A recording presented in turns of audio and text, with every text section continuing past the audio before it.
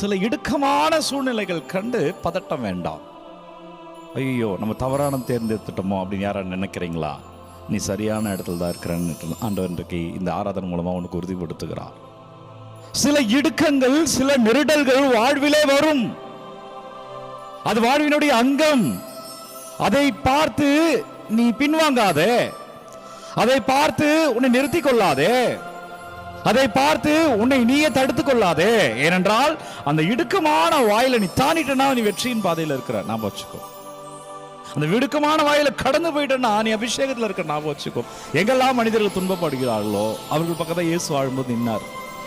இயேசு யார் கூட நின்னார்னா, யார் ஒருவன் ஒதுக்கப்படுகிறானோ, யார் ஒருவன் அசிங்கப்படுகிறானோ, யார் ஒருவனோ ஒருத்தியோ அவமானப்படுகிறாளோ அவரோடு தான் இயேசு நின்று இருக்கிறார். யார் ஏழைகளோ அவர்களோடு நின்று இருக்கிறார்.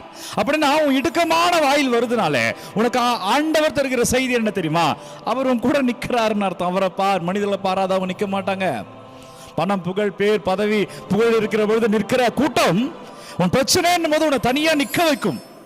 நீ தனியா எதிர்த்து போராட வேண்டியிருக்கும். ஆனா நீ அந்த மக்களை பார்த்தா பயந்துருவ. ஐயோ நமக்கு எதுக்கு, நான் கூட இருக்கிற ஆண்டவரை பார், அப்பா என்னை காப்பாத்துங்க, ஆண்டவரை மீட்டெடுங்க, முன்பா உன்னை ஆண்டவர் ஆசீர்வாதம் வாழ வைப்பார். எந்த இடத்துல நீ சாயிற மாதிரி இருக்கிறியோ அந்த இடத்துல அவர்கள் முன்பாக உன் குடும்பத்தை ஆண்டவர் தலை தோங்க வைப்பார்.